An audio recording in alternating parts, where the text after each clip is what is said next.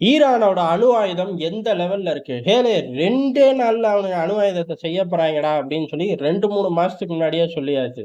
"அப்படியா? அதத்தானே நீ 6 மாசமா சொன்ன" அப்படின்னு நம்ம சொன்னதுக்கு, "இல்ல, இல்ல 2 நாள்ல அணு ஆயுதம் செய்யக்கூடிய எல்லாம் அவன் கையில வந்துரும். ஆனா அணு குண்ட உருவாக்குறது அப்படிங்கிறது காலம் பிடிக்கும்.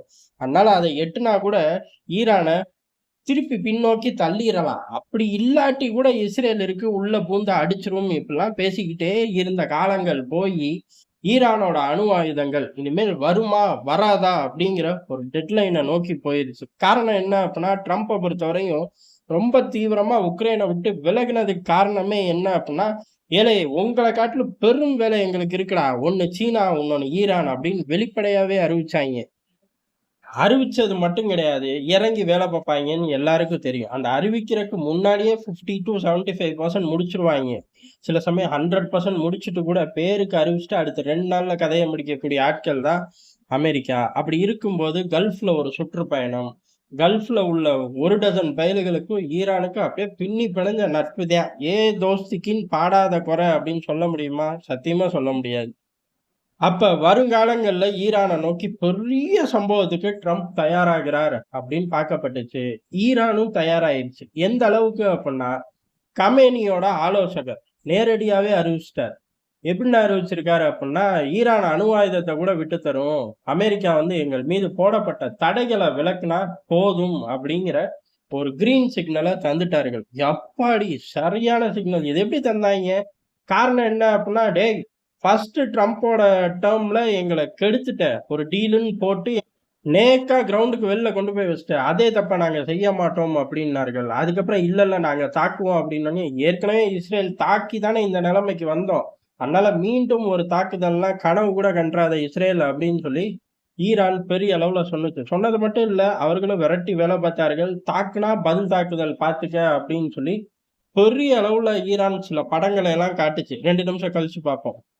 இப்ப அதெல்லாம் தாண்டி இப்படி ஒரு டீலுக்கு ஏறக்குறைய ஒத்துக்க வேண்டிய சூழ்நிலைக்கு ஈரான் போயிருச்சு. காரணம் என்ன அப்படின்னா, தடைகள் போட்டு ஈரான நொறுக்கிட்டார்களான்னு கேட்டா, ஆமா சத்தியமான உண்மை. தடைகள்னால ஈரான் ஒரு பெரும் நஷ்டப்பட்டிருக்கு.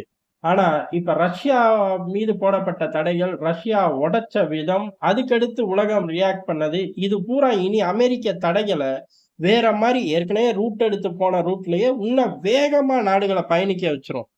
அதனால ஈரான் பெரிய அளவு தடைகள நோக்கி பயப்பட தேவையில்ல.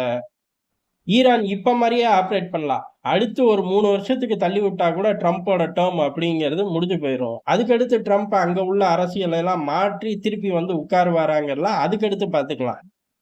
அதனால ஈரான் பயப்படுற அளவுக்கு இங்க என்ன மாறிப்போச்சு அப்படின்னா, ட்ரம்போட யுத்த நடவடிக்கை தான். காரணம் ட்ரம்போட யுத்த நடவடிக்கை அப்படிங்கிறது முழுக்க முழுக்க ஈரான தாக்குறது. பதிலுக்கு ஈரான் அமெரிக்காவ தாக்கிருமா அப்படின்னு கேட்டா, வாய்ப்புகள் மிக மிக குறைவு. கோவப்பட்டு ஒரு 200 மிசைல அனுப்பலாம்.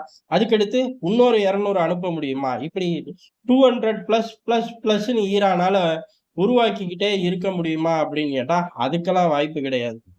அப்ப ஈ அமெரிக்காவோட தாக்குதல ஈரானால தாக்கு பிடிக்க முடியுமா அப்படின்னு கேட்டா, தரைப்படை அமெரிக்காவோட தரைப்படை ஈரானுக்குள்ள இறங்குனா கூட ஈரானால தாக்கு பிடிக்க முடியும். இப்ப ரஷ்யா உக்ரைனுக்குள்ள சிரமங்கள தாண்டி பல பகுதிகள கைப்பற்றுச்சு. அந்த மாரி பல சிரமங்கள தாண்டி ஒரு சில பகுதிகள கூட கைப்பற்ற முடியாது. ஏன் அப்டின்னா, ஈரானோட நில அமைப்பு அந்த மாரி. ஒரு மலைய தாண்டி இவர்களால போவே முடியாது. அந்த மலைக்கு கீழ ரொம்ப காலம் நிக்கவும் முடியாது. அப்படி ஒரு சிறப்பான ஈரானோட பூகோள அமைப்பு அமெரிக்காவ பெரும் வெற்றிய நோக்கிலாம் நகர விடாது. தோல்விதான். அதனால யுத்தத்துல இறங்குவார்களா அப்படின்னு கேட்டா, கிடையாது அப்படிங்கிறது தான் பெரிய அளவுல அவர்களும் மிசைலு, வான்வெளி தாக்குதல தான் அதிகமா மனசுக்குள்ள வச்சிருப்பார்கள். பதிலுக்கு ஈரானும் 1 டசன் பேஸ்கள தரையில வச்சிருக்கு. எல்லாம் அண்டர் கிரவுண்ட் தான். அம்புட்டு பயலுகளும் குட்டி பயலுக தான். ஆள் இல்லா விமானம் தான். ஜொர்ருன்னு தட்டி விட்டுருவோம் பார்த்துக்க. அப்படின்னு சொல்லி தான் ஈரானும் மிரட்டிக்கிட்டு இருந்துச்சு. இஸ்ரேலும் அதுக்கு தான் நெறைய பயந்துச்சு. இப்ப அமெரிக்காவும் அத காட்டியே தான் மிரட்டுது. அமெரிக்காவோட திட்டம் அப்படிங்கிறது முழுக்க முழுக்க ஆளில்லா விமானம். இல்ல நெறைய சூசைட் ட்ரோன்ஸ். அது லோ லெவல் பட்ஜெட்ல.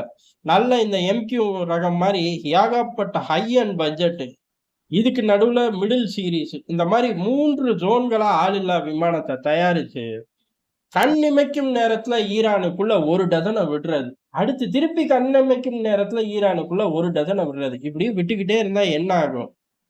ஈரானோட கட்டமைப்புகள் அப்படிங்கிறது கடுமையான கேள்விக்குறியாகும். பதிலுக்கு ஈரான் அணு ஆயுதமே செஞ்சு வச்சிருந்தா கூட கொண்டு போய் போட முடியுமான்னு கேட்டா, ரஷ்யா இப்போ ஒரு யுத்தத்தை சந்திச்சுக்கிட்டு இருக்கு. போட முடியல அப்படிங்கிறது தான் யதார்த்தமான உண்மை. காரணம் ரஷ்ய அதிபரே சொல்லிட்டாரு. அணு ஆயுதத்தை ரஷ்யா பயன்படுத்துங்கிறீங்க. பயன்படுத்தினதுக்கு அப்புறம் என்ன அப்படிங்கிறத யாராலயாவது சொல்ல முடியுமா அப்படின்னு கேட்டா, யாருக்குமே தெரியாதுங்கிறது தான் உண்மைன்னு ரஷ்ய அதிபர் புட்டினே பதிவு பண்ணியிருக்காரு. ஆனா எங்கள் மீது ஒரு தாக்குதல், அது கெமிக்கல் வெப்பனா இருக்கலாம், நியூக்ளியர் வெப்பனா இருக்கலாம், இல்ல தாக்குறதுக்கான ஏற்பாடுகள் நடக்கலாம், இல்ல முக்கியமான சொத்துக்கள் மீது கை வைக்கலாம். எல்லாத்துக்கும் நாங்க பதிலடி அப்படிங்கிறது அணு ஆயுதம் தான். அதுக்கப்புறம் வர்றது என்னன்னு யாருக்குமே தெரியாது. எங்களுக்கும் தெரியாது. எங்களுக்கு தெரிஞ்சுக்க வேண்டிய அவசியமும் இல்லை அப்படின்னு மிரட்டினார்கள். அடுத்து வீணா போன பாகிஸ்தான். டேய், நீ அணு ஆயுதத்தை எடுத்தேன்னா மொத்த பாகிஸ்தானும் இருக்காது பாத்துக்க அப்படின்னு சொல்லி இந்தியா மிரட்டுச்சு. பாகிஸ்தான்ல இப்ப அணு ஆயுதம் இருக்கா இல்லையாங்கிறதே பெரிய டிபேட். ஏன் அப்படின்னா, நொடி பொழுதுல முக்கியமான சைட்டை அழிச்சிருக்கோம். அதுல இருந்த அணு ஆயுதங்கள் அப்படிங்கிறது கேள்விக்குறியாயிருக்கு. அங்கேயே ஏகப்பட்ட டீம் இறங்கி தேடிக்கிட்டு இருக்கு. மிக சீக்கிரம் அறிவிப்பார்கள். அதை பத்தி விரிவா கடந்த காணொளியில பார்க்கிறோம். பார்க்காதவங்க பார்த்துருங்க. அப்படி இருக்கும்போது இவர்கள் தயாரிச்சு இனிமேல் 1, 2 அப்படின்னு வார் ஹெட்டோட எண்ணிக்கைகளை கூட்டிட்டு போறதுக்குள்ள விடிஞ்சிரும். அமெரிக்கா போற ஸ்டார்ட் பண்ணிரும்.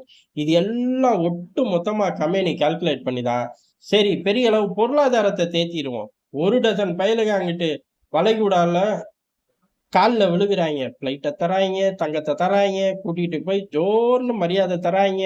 இதுக்கு நடுவுல நம்ம இவன பகைச்சுக்கிட்டு பெருசா என்னத்த சாதிக்க போறோம்? பொருளாதாரத்தை ஏத்திக்குவோம். பொருளாதாரத்தை ஏத்துனதுக்கு அப்புறம் ரஷ்யா இருக்கு, சீனா இருக்கு, எங்குட்டும் அந்த பக்கம் சண்டைக்கு போவான்ல. அப்ப நம்ம இன்னமும் பொருளாதாரத்தை ஏத்திருவோம் அப்படிங்கிற மைண்ட் செட்டுக்கு வந்துட்டாரு. காரணம், ஈரானோட பொருளாதாரம் தள்ளாடுற மாதிரிதான் இருந்துச்சு. உலக அரசியல்ல ஈரான் கொஞ்சம் சுணக்கத்தை சந்திக்கதான் செஞ்சுச்சு. ரஷ்யா உக்ரைன் யுத்தம் டோட்டலா மாத்துச்சு.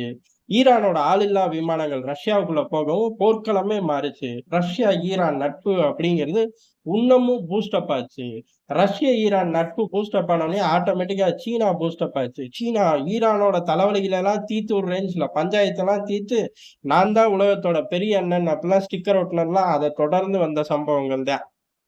இதே மாதிரி இன்னொரு யுத்தம் சீனாவுக்கும் அமெரிக்காவுக்கும் நடந்துதான் தீரும். அது ஏதோ ஒண்ணு நடுவுல ப்ராக்சியை நிறுத்தியாச்சும் நடத்தி தான் தீருவாங்க. அப்ப இதுக்கும் மேல மைலேஜ் இருக்குல்ல, எல்லாத்தையும் அனுபவிக்கணும் அப்படின்னா இப்ப கொஞ்சம் சட்டுலா ப்ளே பண்ணுவோம் அப்படின்னு கமேனி ஒரு முடிவை பண்ணிட்டாரு. கமேனி முடிவு பண்ணிதான் இப்படி ஒரு அறிவிப்பு தட்டாலடியா வந்து போச்சு.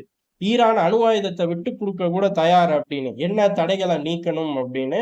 ட்ரம்ப்பை பொறுத்தவரையும் தடைகளை நீக்கிடுவார். அவர் தான் ஏற்கனவே ஒட்டுமொத்த உலகத்துக்கும் டாரிஃப் வார்ல தூக்கி வச்சிருக்காரு. இந்த தடைகளை நீக்கிறேன், டாரிஃப் வாருக்குள்ள நீ வந்து நில் அப்படின்னு சொல்லுவாரு. அதை போய் பேசி தீர்த்துக்க வேண்டியதுதான் அப்படிங்கிற அந்த ஒரு பர்டிகுலர் ஜோனுக்குள்ள ஈரான் நகர்ந்துருச்சு. உலக அரசியல் அப்படிங்கிறது நொடிக்கு நொடி பெரிய சுனாமி மாதிரி ட்விஸ்ட் அண்ட் டர்ன்ஸை கொடுத்துக்கிட்டே தான் இருக்கும். அதுல ஈரானோட அணு ஆயுதமும் விதிவிலக்கு இல்லை அப்படிங்கிறதுதான் யதார்த்தமான உண்மை.